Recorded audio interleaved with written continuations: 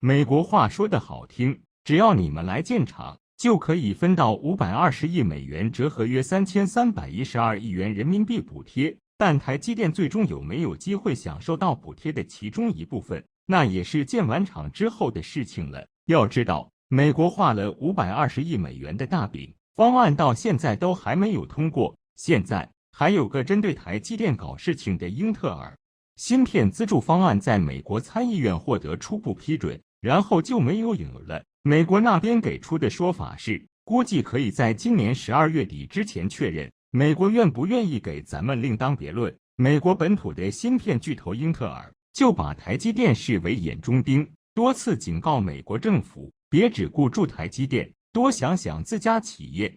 英特尔一把手帕特基尔辛格就出来念叨，美国应该重视本土企业的价值，别老想住拿纳税人的钱去奖励那些外资企业。基尔辛格表示，美国要加大对本土芯片制造商的投资，而不是台积电、三星这些亚洲公司。这回基尔辛格可一点没拐弯，他就是在警告美国政府，有钱先分给我们的企业，不要胳膊肘往外拐。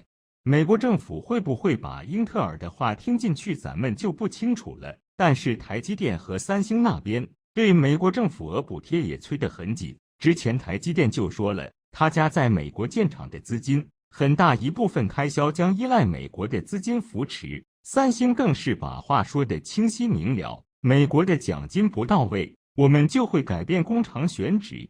估摸住520亿美元方案可能要开始进一步的审批流程了，这个人又刷起了存在感。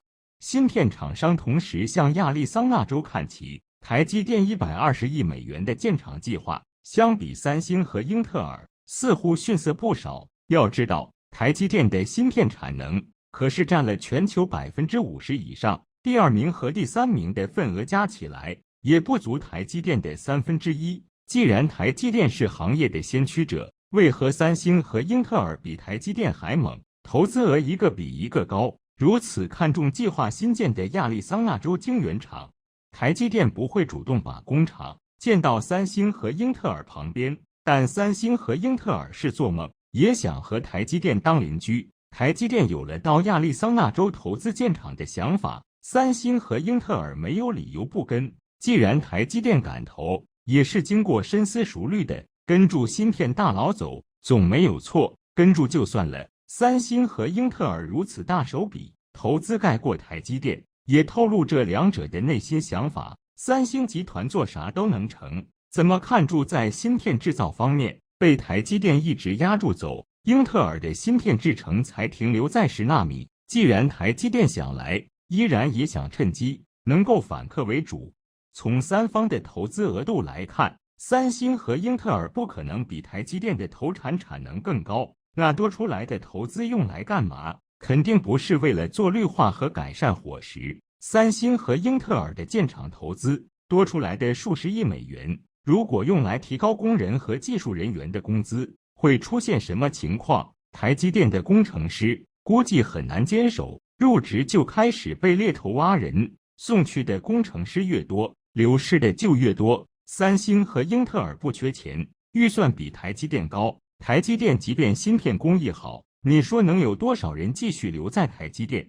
台积电新建芯片厂，技术人员大概率从总部派过去，三星也能出几个人。英特尔连7纳米芯片制造技术都没有，哪来的技术人员？反正台积电要来，就不怕挖不到人。台积电不仅带去了技术和设备，人才也是稀缺品。